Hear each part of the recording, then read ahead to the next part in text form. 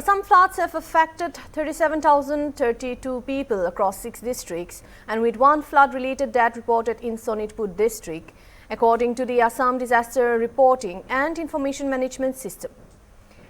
The DRIMS released on Tuesday the affected districts, which are Sonitpur, Dibrugarh, Lakhimpur, Dhemaji, Jorhat and Sivsagar.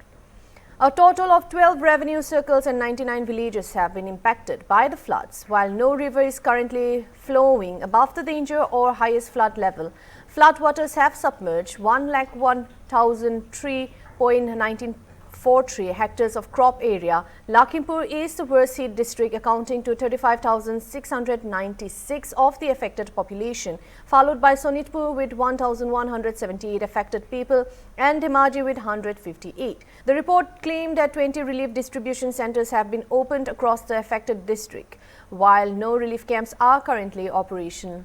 Around 6,984 people are receiving assistance through relief distribution centers. According to the report, one flood-related death has been reported from Sonitpur district. While no person has been reported missing, floods have also affected 16,139 animals, while 2 animals were washed away. Damage to residential infrastructure includes 1 fully damaged house and 72 partially damaged houses. Rescue operations were carried out in Sonitpur with the assistance of the State Disaster Response Force, during which 16 evacuated by boats. Authorities also reported damage to 4 roads and 1 embankment bridge in Sonitpur's Charidwar revenue circle caused by the Jiabharali river. देखिए, आसाम में जो flood है वो तो कृत्रिम flood है। ब्रह्मपुत्र नदी का जो पानी डेंजरस लेवल से ऊपर इतना नहीं है। ये एक दिन के बरसात में पानी हो जो फ्लड हो जाता है, ये कृत्रिम फ्लड है असम में। बीजेपी गवर्नमेंट ने वादा किया है आने वाले 5 साल में 2 लाख की नौकरी देगी। ये वादा वो लोग पहले भी कर चुका था, जैसे वो लोग 2 लाख चाकरी देंगे और 8 लाख कर्म संस्थापन देंगे, लेकिन 2 लाख तो नहीं दे पाया, फिर दोबारा वादा किया है। इसका जरा सा झूठ बोल रहा है वो लोग। बीजेपी ने ये कहा है वो 131 विधानसभा और अमेंडमेंट बिल पास करेंगे। 131 कॉन्स्टिट्यूट में पार्डन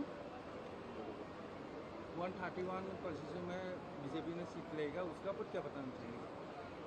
क्या ऑन हाँ सेंट्रल में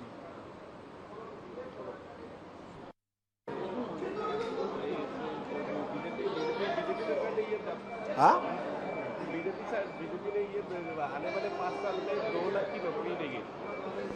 देखिए, बीजेपी ने जो बोलता है करता नहीं है। ये बजट में वो लोग लिखा है, लेकिन इसका पहले बजट में बोला, लेकिन वो लोग नया पोस्ट कितना क्रिएट करेगा, नया पोस्ट कितना लोगों को गवर्नमेंट ने नौकरी देगा। बीजेपी ने 2 लाख बोला है, लेकिन 2 लाख का अगर हिसाब करे तो वो कोई रिटायरमेंट लेगा, वो खाली पोस्ट में वो लोग नौकरी देता है, लेकिन नया करके कितना देगा। अभी हमारा 40 लाख लड़का लड़की है,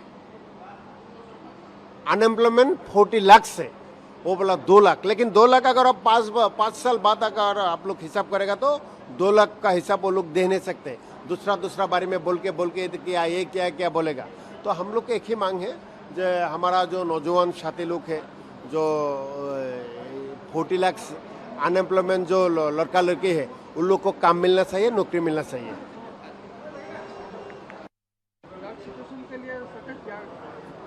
ये देखिए, आसाम में तो अभी इस टाइम में फ्लड होता ही है। सरकार का तरफ से जितना हो सके हमेशा करते रहता है।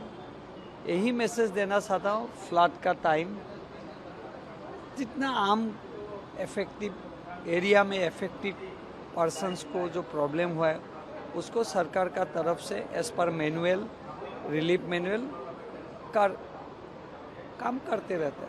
मेरा यही विनती है जे फ्लड के लिए जो अफेक्टेड पीपल है, इनको जितना हो सके सरकारी मुआवजा, सरकारी व्यवस्था में हम लोग को नज़र रखना है और साथ ही साथ लोकल एमएलएज, लोकल एमपी लोग को आगे जाके इसको फ्रंट से उसको मदद करना चाहिए। ये बीजेपी का एक अनऑफिशियल कमिटमेंट है और हमारा मुख्यमंत्री डॉक्टर हिमंत बिश्व शर्मा जी ने हमेशा इसके ऊपर नज़र रखता है। Department of revenue, department of water resource जो अपना अपना तरफ से जो काम करना चाहिए as per manual, as per government का जो नॉर्म्स है, पूरा काम कर रहा है। और कांग्रेस बोल रहा है कि सर सेंट्रल गवर्नमेंट को ये देखना चाहिए, आसाम को हर बार पार आता है। अब देखिए सेंट्रल गवर्नमेंट का एनडीआरएफ है, उनका फाइनेंशियल ग्रैंड है, डेफिनेटली आसाम गवर्नमेंट को मदद हमेशा ही मिलता है और हमारे एरिया में भी फ्लड होता है। हम लोग जैसे देखता हूँ फ्लड का टाइम में गवर्नमेंट का तरफ से और सेंट्रल गवर्नमेंट का जितना व्यवस्था है, पूरा व्यवस्था आम जनता तक पहुँचता है। देखिए, डिस्कस हर एक इशू पर डिस्कस होना चाहिए। आज असेंबली है और हम चाहते हैं जो कोई भी समस्या हो उसका डिस्कस हो, उसका सजेशन लिख ले, विधानसभा में सजेशन दे किस तरह से ये समस्या का समाधान हो। तो जैसे कहा गया है कि फ्लड के ऊपर डिस्कशन होंगे, जब डिस्कशन होने से क्रिटिसाइज करने से नहीं होगा, उसका कैसी समाधान होगी उसका भी डिसीजन देना चाहिए। तो हम चाहते हैं कि सभी दल इस तरह से बात रखें जो इस समस्या की समाधान हो सके। और कांग्रेस बोल रहा है कि सेंट्रल गवर्नमेंट कुछ नहीं कर रहा है, आसाम फ्लड के लिए सेंट्रल गवर्नमेंट कुछ इशू नहीं कर रहा है, इसका कुछ क्या बताना चाहिए? देखिए, कांग्रेस की जब सरकार थी तो आप लोगों को पता है किस तरह से काम हो रही थी। कभी कोई इशू के ऊपर में कोई डिस्कस ही नहीं होती थी। और मैं तो 2001 से मैं विधायक था और मैंने देखा था कि उस समय कांग्रेस दिल्ली में भी थी, असम में भी दिल्ली थी, लेकिन कोई इशू पर कोई आवाज़ ही नहीं उठाते थे उस समय। लेकिन आज की ऐसी सरकार है, दिल्ली में भारतीय जनता पार्टी की सरकार है, एनडीए की सरकार है, असम में भी एनडीए की सरकार है, भारतीय जनता पार्टी की सरकार है। और दोनों सरकार कोई भी अगर समस्या होती है तो दोनों सरकार बात करती है, समाधान करने की उपाय ढूंढती है और इस तरह समाधान किया जाता है। कल आप लोग जब आया था तो पानी थोड़ा कमी था, अभी देखिए बढ़ गया, पूरा पानी ज़्यादा हो गया। थोड़ा सा कम हुआ है, ज़्यादा नहीं। अभी पानी के लिए तकलीफ है, अभी घर से बाहर नहीं उतर सकता है, बाहर नहीं जा सकता है, खाने पीने के लिए भी तो कुछ तकलीफ हो रहा है, धान भी नहीं मार सकता है। अभी चावल लेने जाने के लिए भी कुछ नाव नहीं है, कुछ नहीं है, अभी घर से निकालने नहीं पा रहा हूँ, घर के अंदर में ही हूँ कल से। खाना पीना कैसे चल रहा है? खाना पीना जो था चावल दाली आलू था उसको चला रहे अभी। अभी ये तो 1 महीना तक रहेगा ये पानी जो। अभी हम लोग नीचे नहीं आना जाना कर सकेगा, जैसे कि हम नाव भी नहीं चला सकता है। अभी क्या करेगा, इसे बेचना पड़ेगा भूखा है जब चावल ख़त्म हो जाएगा। चावल 2-3 केजी था, हम लोग भी मालूम नहीं चला है कि जो धान सान मार के जो जुगाड़ करेगा बोलने से भी। अभी हम लोग अचानक से कल पानी आ गया, अभी पानी नहीं था और पानी भी इतना बढ़ गया, अभी क्या करूँ, कुछ उपाय नहीं है। अभी क्या कर सकता है, देखना पड़ेगा। पानी आने के बाद क्या क्या प्रॉब्लम है आप लोग को? प्रॉब्लम पानी के प्रॉब्लम, जैसे कि अभी तो लाइन काट के रखा है। लाइन को तो छोड़ो, ऐसे रह सकता है, लेकिन खाने पीने का पानी का अभी थोड़ा तकलीफ है।